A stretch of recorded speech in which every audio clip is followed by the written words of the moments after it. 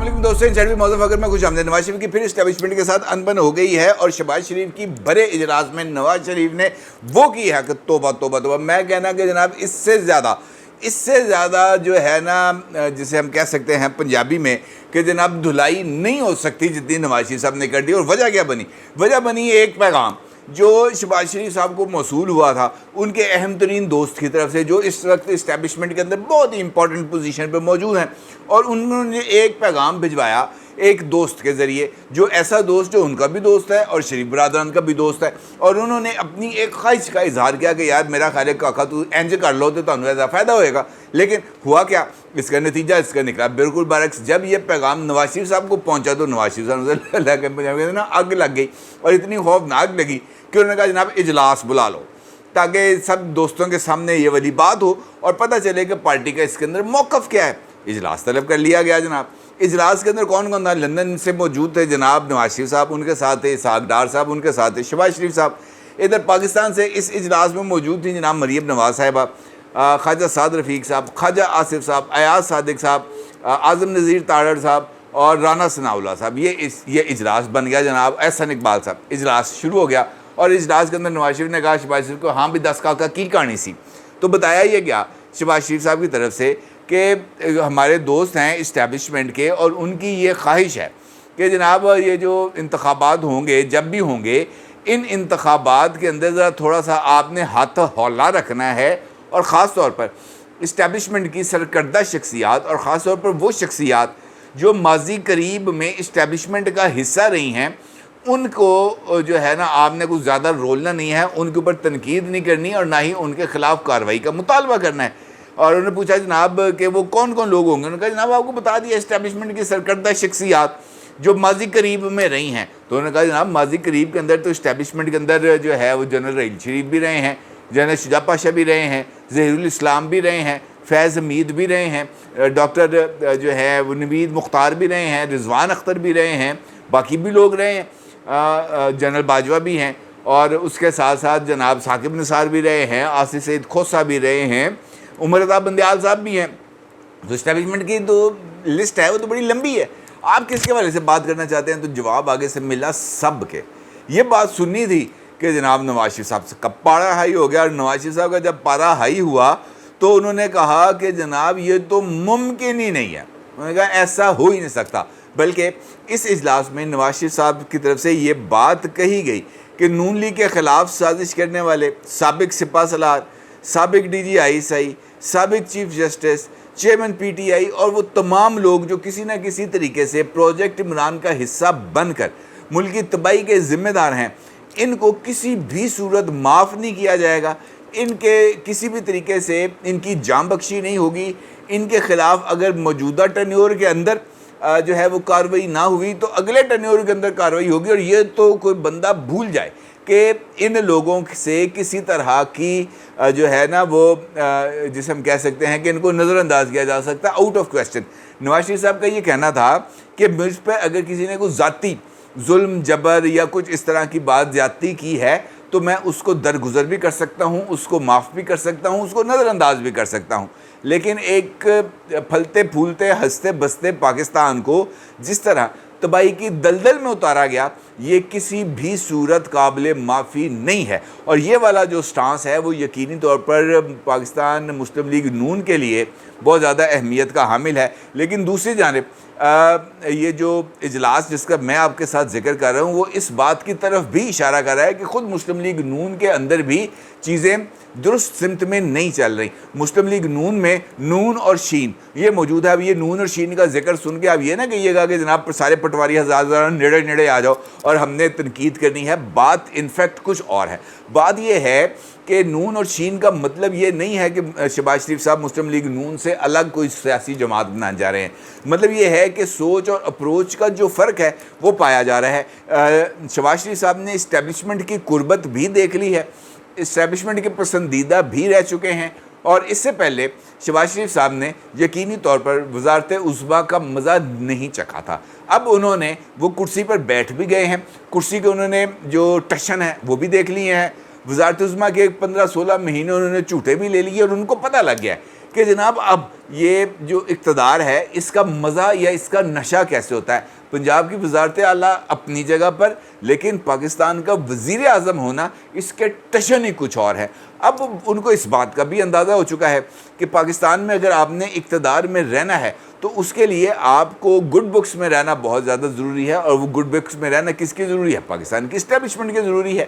اور اسی وجہ سے اسٹیبلشمنٹ نے جو پیغام بھجوایا تھا وہ براہ راست نواز شریف صاحب کو نہیں بھجوایا تھا، بلکہ ایک مشترکہ دوست کے ذریعے شہباز شریف کو بھجوایا تھا اور شہباز شریف سے کہا تھا کہ آپ نے نواز شریف صاحب کو اس بات پر قائل کرنا ہے.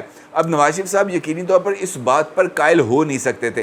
شہباز شریف صاحب نے اپنے طور پر کوشش تو کی کہ وہ کسی طریقے سے نواز شریف صاحب کو قائل کر سکیں، لیکن یہ کوشش الٹی پڑ گئی اور نواز شریف صاحب نے الٹا کلاس لے لی شہباز شریف صاحب کی بھی اور اسٹیبلشمنٹ کی بھی. اس کا مطلب یہ ہے کہ نواز شریف صاحب کسی بھی صورت آؤٹ آف دی وے جا کر اسٹیبلشمنٹ کو سپورٹ کرنے کے لیے تیار نہیں ہے. اور شاید نواز شریف صاحب کو اپنی اس پوزیشن کا ادراک بہت اچھے طریقے سے ہے کہ اس وقت اگر نواز شریف صاحب نے اسٹیبلشمنٹ کی بات مانی یا اسٹیبلشمنٹ کے آگے لیٹ گئے تو ان کا بھی پولیٹیکل کیریئر بہت ہی زیادہ نقصان دہ ہوگا. اور دوسرا، ان کو اس بات کا بھی اندازہ ہے کہ دوست ممالک نواز شریف صاحب کے ساتھ مل کر ہی پاکستان کی ترقی کے لیے کوئی کردار ادا کرنے کے لیے تیار ہیں. اور اسٹیبلشمنٹ کی مجبوری ہے کہ وہ نواز شریف صاحب کو سیم پیج پر رکھے. اور سیم پیج پر رکھنے کا مطلب یہ ہے کہ ان کے پیچھے چلے، نہ کہ ان کو اپنے پیچھے چلانے کی کوشش کرے. اور یہی وہ جگہ ہے جہاں پر آ کر اختلاف ڈیولپ ہوتا ہے، کیونکہ اسٹیبلشمنٹ یہ مانتی ہے کہ عمران خان کے لیے ان کے دروازے، بوئے، باریاں، کھڑکی، روشن دان بند ہیں. اور ان کا یہ ماننا ہے کہ ہم جو ہے نا we will take care of Imran Khan, آپ اس کی فکر نہ کریں. اور ان کا یہ بھی ماننا ہے کہ اسٹیبلشمنٹ کی، سابق اسٹیبلشمنٹ کی ایک اہم ترین شخصیت کو سائفر کیس میں عمران خان کے خلاف گواہ کے طور پر پیش کیا جا رہا ہے یا گواہ کے طور پر تیار کرنے کی کوشش کی جا رہی ہے. اور ان کی جو گواہی ہے وہ بہت ہی زیادہ سود مند ہو سکتی ہے عمران خان کو سزا دلوانے میں. لہذا اس موقع پر اگر اس گواہی کے ہونے سے پہلے نواز شریف صاحب یا اس گواہی کے ہونے کے بعد نواز شریف صاحب نے کسی بھی طریقے سے اس شخصیت کو ٹارگٹ پر رکھا یا اس کے خلاف کارروائی کی کوشش کی تو پھر صورتحال کو سنبھالنا ان کے لیے مشکل ہو جائے گا. لہٰذا ان کی یہ خواہش ہے کہ جو سابق اسٹیبلشمنٹ کی شخصیات ہیں ان کو آپ ٹارگٹ پہ نہ لیں اور اپنی انتخابی مہم کے اوپر فوکس کرتے ہوئے اپنا انتخابی نیریٹو بنائیں اور اس میں پاکستان کی ترقی، دوست ممالک، انویسٹمنٹ، معاشی ترقی اور اس طرح کے خواب جو ہیں وہ لوگوں کو دکھائیں. اس طرح کا نیریٹو مت اپنائیں جہاں سے اسٹیبلشمنٹ کے لیے کچھ پرابلمز کریٹ ہو اور وہ اپنے مین ایجنڈے سے ہٹ جائیں.